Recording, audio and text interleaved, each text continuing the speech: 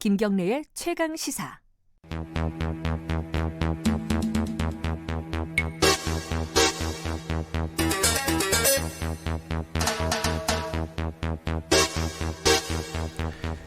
김경래 최강 시사 3부 시작합니다. 굵직한 사건의 이면을 들여다보는 시간 추적 20분. 오늘 두 분 모셨습니다. 계속 계시는 박지원 변호사님. 네, 안녕하세요. 박지원입니다. 오늘 새로운 분 한 분 모셨습니다. 한겨레 신문의 에이스 맞나요? 네. 다 와가셨습니까? 김한 기자 나오죠. 특종 기자입니다. 특종 네. 기자. 네. 사회부에서 n분의 1을 담당하고 있습니다. n분의 1인가요? n분의 한 3쯤 되는 것 같은데. 워낙 이 뉴스 같은 거 많이 보시는 분은 기억하실 거예요, 김한 기자. 네. 여러 가지 특종.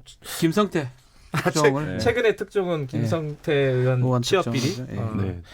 오늘은 이재명 경기도지사 얘기 좀 해보려고요. 이게 지금 대법원으로 넘어갔는데 뭐 여러 가지 좀 일들이 생기고 있습니다. 그렇죠. 일단은 이재명 경기도지사가 당선 무효형을 받았다. 요거는 대충 다 알고 계실 거예요. 네. 근데 그게 왜 그랬는지 요거 전사를 간략하게 이거 박지원 변호사님 네, 짧게 말씀드리면 이재명 지사의 혐의가 4가지 정도 돼요. 친형 강제 입원 관련해서 직권 남용을 했다. 자신의 그 직권을 정신병원에 그렇죠. 또 그것을 그 후보자 토론에 가서 허위사실 공표를 했다. 입원 관련해서 또 대장동 우선 개발 관련해서도 허위사실을 공표했다. 검사 사칭도 문제됐다. 이 4가지 혐의로 선거법 3개 직권남용죄로 이 기소가 됐다가 1심에서는 전부 무죄를 받고요. 2심에서는 3가지 혐의는 무죄가 됐는데 그중에 친형을 강제 입원했는 것, 직권남용 부분이 아니고요. 허위 사실을 공표했다면서 이 부분이 유죄가 되면서 벌금 300만 원이 선고됩니다. 다 알다시피 이제는 청취자들 다 알아요. 선거법으로 벌금이 100만 원 이상이면 당선이 무효가 됩니다. 근데 벌금이 300만 원이 됐기 때문에 지금 당선이 무효일 수 있는 그런 상황에 있는 것입니다. 그러니까 나머지는 다 무죄인데 토론회에서 이 허위 사실을 공표했다. 요거죠, 지금. 네. 근데 이게 지금 대법원으로 넘어갔어요. 그럼 대법원에서는 이 300만 원이 100만 원 이하로 내려갈 수 있는 건가요? 어떻게 되는 거죠? 그러니까 이재명 지사가 자주 하는 말 중에 이제 법은 상식이다 이런 말이 있는데요. 통상적으로 저희가 이제 대법원은 상고심에서 넘어온 거에 유무죄 판단만 하는 걸로 이제 알고 있죠. 그러니까 지금 통상적이라고 하면 이 300만 원이 유지되면 이제 지사직을 잃게 되는 것이고 만약에 이것이 1심 취지대로 무죄다 이렇게 대법원이 판단을 돌려보내면 이제 지사직을 수행할 수 있는 건데 이 과정에서 굉장히 이례적으로 이제 이재명 지사가 대법원에서 판단해야 되는 이 중간 과정에서 2가지 법률 조항에 대해서 위헌 심판을 해달라 이렇게 지금 요청을 한 상태인 거죠. 그러니까 잠깐만요. 그러면은 무죄가 되거나 아니면 300만 원이 확정되거나 양자택일이에요? 가능성이 없는 건 아닙니다. 근데 대법원은 법률 판단하는 거거든요. 법률 판단은 뭐냐면 사실이 잘못됐거나 아니면 법리 오인이 됐던 거. 그러니까 유무죄를 구별할 수는 있어요.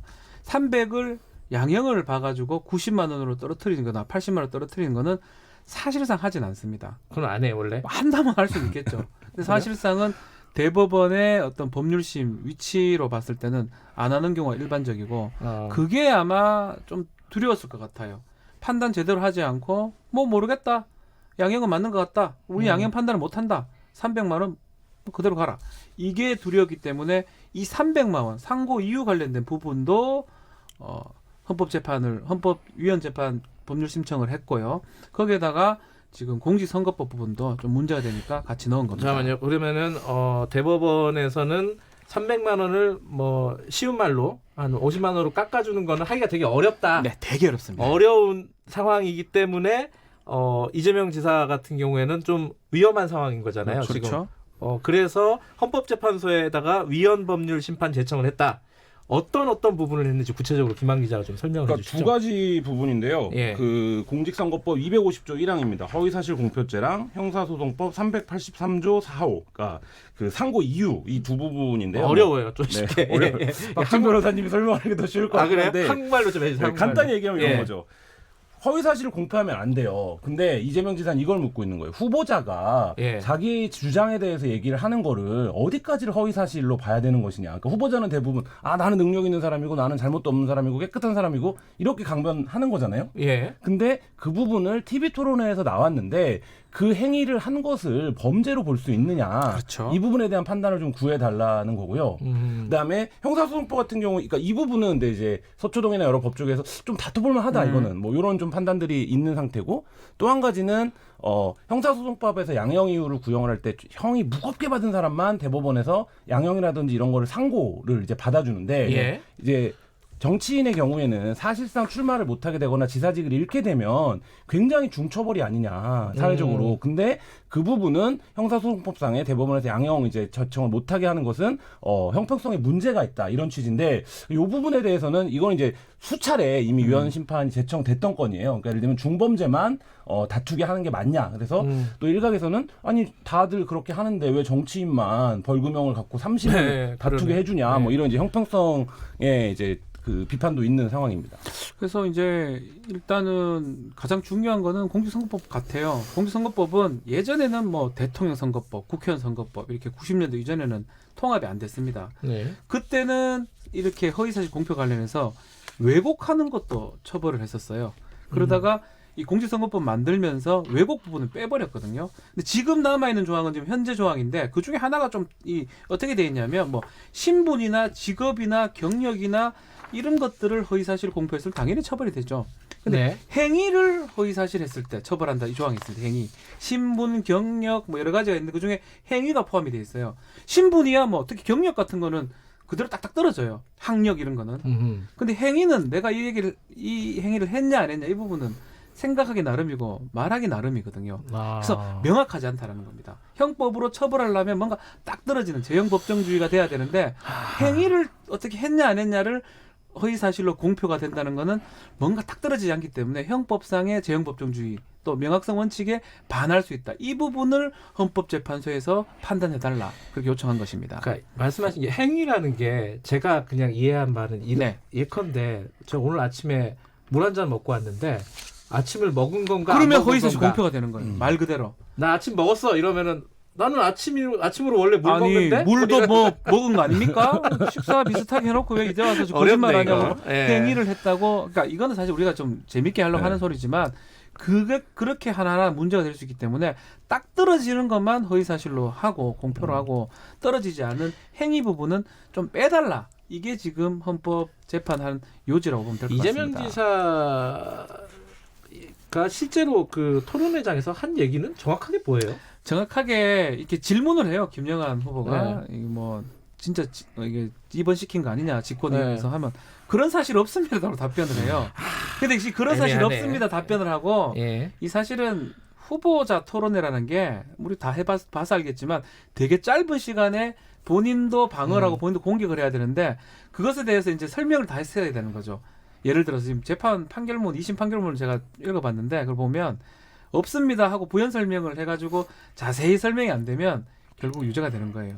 없습니다 하는 걸 취지를 전반적으로 봤을 때는 이 질문에 대해서 막기 위해서 했다고 볼 수도 있는데 또 한편으로는 거짓말로 보일 수도 있는 거거든요. 예. 그래서 1심은 그 질문에 대해서 막기 위해서 했다고 봤는데 2심은 허위사실 거짓말로 봐가지고 유죄를 선고한 것입니다. 그 지금 원래대로 이런 위헌 법률 심판 제청 네. 이게 없으면은 원래 12월 달에 판결이 나는 거죠? 그러니까 12월 안에 원래 상고심, 그러니까 법정 기한은 12월 5일인데요. 선거법은요? 네, 선거법상으로. 선거법이기 때문에 그런 그렇죠. 거죠. 예. 네, 이제 이렇게 제청이 되면 우리도 뭐 다 알지만 이제 위헌 신청이 되면 뭐 1년, 2년 뭐 더 이제 길어지는 경우들도 종종 있고 뭐 이렇게 되니까 이렇게 돼서 이제 어저께도 이제 그 질문들이 이재명 지사가 이제 예산 발표하는데 나왔던데 네. 지사직을 계속 유지하기 위해서 일종의 이제 꼼수를 쓴 게 그렇죠. 아니냐. 꼼수 제청이 아니냐. 네, 그런 예. 얘기했고 이재명 지사가 이제 그런 거 아니다. 자기는 진짜로 억울하다. 뭐 이런 그러니까 법의 판단을 묻기 위해서 이제 어제도 그래서 아까 제가 맨 처음에 얘기한 법은 상식이다 이렇게 하는 얘기를 반복을 했습니다. 근데 이게 잘 이해가 안 되는 게 이재명 도지사가 이렇게 얘기했대요. 단언하건대 재판이 이것 때문에 지연되거나 그럴 가능성은 없다. 지연되는 거 아니에요? 이렇게 되면? 이게 제청이 되면 지연이 되겠죠. 그렇죠. 제청이 될지 안 될지는 사실은 될 가능성은 좀 낮습니다. 낮아요? 예. 보시기에? 원래 이제 1심 지방법원, 2심은 이제 통상 고등법원이니까 1심 재판을 하다가 이 법률이 너무 문제되니까 더 이상 재판 못 받겠다. 네. 그래서 위헌 법률 심판 제청을 하는 거거든요. 네. 그러니까 통상 1심, 2심에서 그런 것들을 많이 하는데 대법원까지 와가지고 하는 경우는 상당히 드물고요. 했다고 하더라도 대법원에서 이걸 받아들여서 제청을 해야 됩니다. 그 과정에서 기각하거나 받지 않을 가능성이 좀 더 많고요. 확률적으로 봤을 때는. 그래서 아마 그런 얘기를 한 걸로 보이는데 저는 의미가 그쪽에 의미가 있는 게 아니고요. 예. 이것을 위헌 법률 심판 제청을 한 의미가 결국은 대법원에서 보라고 한 의미로 저는 생각이 됩니다. 대법원 입장에서는 일단은 이게 위헌 법률 정도 될 정도로 문제가 있고 꼼꼼하게 봐야 되니까 그냥 보지 마시고 상고유는 지금 무기 사형 10년 이상만 가능해요. 300만 원 벌금짜리는 안 됩니다. 그게 좀 이상하지 않아요? 왜냐하면 정치인에 대한 사형 선고거든 이거는. 그리 봐도 무방하잖아요. 더 이상 못하는 거니까. 네. 그 부분을 지금 얘기를 하는 거고 또 행위라는 부분을 1심하고 2심하고 정말 애매하게 판단해서 달리했기 때문에 대법원에서는 이 부분을 좀 꼼꼼하게 봐달라. 이런 취지가 더 전달되는 게 아닌가. 저는 그렇게 봅니다. 그런데 뭐 만약에 위헌 같다 이래서 헌법재판소에 이걸 보내면 오히려 시간 벌고 좋은 거고 그게 아니다 하더라도 더 꼼꼼하게 판단할 수 있는 요청할 수 있는 여지가 되지 않을까. 그래서 한 거로 생각이 됩니다. 뭐 통계를 보니까 그 1988년 헌재가 만들어진 이후에 대법원이 직접 헌재 위헌법률 심판 제청을 한 게 12건밖에 없는 거예요. 그러니까 88년 이후에 1년에 한 건도 안 되는군요. 그렇죠. 예. 근데 이 가운데 그 제청된 확률은 그래서 1% 미만이다. 이렇게 이제 그 법조계에서는 그렇죠. 보고 통계적으로는 가능성이 이렇게 높은 없는데 건 아니다. 그러니까 말씀하신 대로 1심과 2심이 판단을 달리했고 특히 친형에 대한 강제 입원 과정에서 직권남용이 있었느냐 없었느냐에서 2심도 이제 그거는 직권남용은 없었다는 취지로 판단을 했거든요. 다만 허위 사실을 공표한 거 아니냐 이렇게 이제 판단을 한 거기 때문에 이것도 약간 이재명 지사 입장에서 보면 앞뒤가 안 맞는다고 생각할 수 있을 것 같아요. 그렇죠. 그러니까 말씀하신 대로 자기가 이제 양형 항소를 할 수 없으니 그 부분에 대한 어떤 경각심과 또 하나는 이게 이제 애초에 논란이 되던 직권남용 부분이 아니라 허위사실 공표라는 점을 좀 법원에 환기한 게 아닌가. 그러니까 그런 부분이 있는 거거든요. 네. 뭐 지금 경기도 유권자가 1,300만 정도 되고 제일 크죠? 350만의 지지를 받고 당선이 됐어요. 네. 벌금 300으로 지금 도지사를 못하게 돼요. 그럼 나머지 그 찍었던 유권자 그리고 퍼센트상 제가 알기로 50% 이상으로 지금 알고 있는데 당선에 영향을 끼칠 만한 허위사실 공표가 돼야 되는데 과연 김영환 후보가 얼마 받은지 기억이 안 나는데 얼마 차이 났을까? 이 부분도 보고 예전에는 1심, 2심 판단을 했는데 지금 보면 거의 당선하는데 모르겠습니다. 그건 뭐 제가 법원에서 판단할 부분을 제가 뭐라 하긴 뭐하지만 그런 것들을 이재명 지사는 본 것 같아요. 옹쾌도 56%, 50% 이상으로 당선이 됐는데 벌금 300을이 됨으로써 판사의 판단 하나로 그 많은 유권자의 표가 몰각되고 없어지는 상황이 돼버리는 거거든요. 그거 모든 것을 헌법재판소에서 좀 판단을 해줄 수 있느냐. 그 요청이 상고이유 조항에 넣은 게 아닌가. 아마 위헌 법률 심판 제청 신청서에 그런 부분도 아마 기재가 돼 있을 것으로 제가 알고 있습니다. 공직선거법 자체가 너무 디테일하고 규제가 너무 강하다. 그리고 현실에 맞지 않다 이런 얘기는 예전부터 좀 있지 않았나요? 네, 그렇죠. 그러니까 이 사건이 전형적으로 그런 사건이라고 보여지는데요. 그러니까 이재명 지사 측은 계속 이렇게 항변해 왔죠. 그러니까 그때 이제 김영환 바른미래당 후보가 고발할 때도 친형을 강제 입원시킨 것 아니냐 이 논란이었어요. 그러니까 그거에 대해서 계속 네거티브 공세를 하니까 이재명 지사 입장에서는 제한된 선거 기간 동안 그거를 방어적이고 수세적으로 이제 응대할 수밖에 없는 건데 근데 이제 선거가 끝나면 그 과정에서 공세가 어떻게 진행됐는지 여부는 남지 않고 지금 이제 이것처럼 허위 사실을 결과적으로 말했느냐 안 말했느냐 뭐 이 부분에 대한 이제 쟁점만 남아서 그거를 갖고 이제 벌금을 갖고 다투게 되는 상황이 되기 때문에 그 부분 자체가 지금 말씀하신 대로 규제 형평성이라든지 규제 목적성이라든지 이런 부분들에 있어서 좀 조류에 맞는가 이런 부분들은 좀 전반적으로 고민할 필요는 있는 것 같습니다. 한번 손볼 때가 됐다는 얘기는 많이 있었는데 이거 왜 아무도 손 안 보는 거죠? 이게 국회가 개정을 해야 될 거 아니에요? 사실 이렇게 봐야 됩니다. 법을 손을 안 보면 방법은 없어요. 법을 바꾸는 방법은 유일한 방법은 헌법재판소거든요. 헌법 가서 위헌을 받으면 그게 무효가 되는 거니까요. 이 얘기는 참 우리가 이런 말 하면 좀 그런데 국회에서 이런 것들을 빨리 해서 특히 공직선거법은 잘 바꿉니다. 자신들 갈게 되는 거니까. 그렇죠. 가장 먼저 바꾸는 게 공직선거법인데 지금 거의 스탑된 상태이기 때문에 그래서 한편으로는 이런 방식으로 위헌 법률 심판 제청까지 가는 게 아닌가. 그래서 저는 이거 1%지만 가능성 저는 전혀 없다고 보지 않습니다.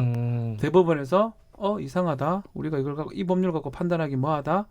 헌법재판에 한번 넣어볼까? 라고 판단의 가능성도 옛날 1%보다는 조금 더 많지 않을까. 저도 그 생각은 하는데요. 그러니까 지금 과거 선거보다 미디어가 굉장히 많아졌기 네. 때문에 이 공표의 범위를 어디까지 볼 것이냐, 너무 이 부분에 넓죠. 대한 판단을 다시 한번 해볼 필요는 있거든요. 알겠습니다. 아마 모르겠네요. 그러면 지금 예측이 안 된다는 말씀이시잖아요. 결론은 안 될 가능성이 높은데 예. 높지만 1%보다는 많이 높다.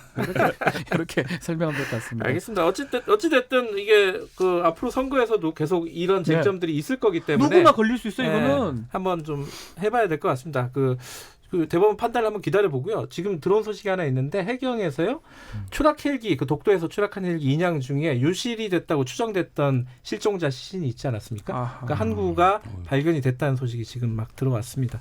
이 소식은 나중에 뉴스에서 좀 자세히 전달해드리겠습니다. 오늘 말씀 두 분 합이 잘 맞으시는 것 같아요. 친하세요? 네. 아 그러시구나.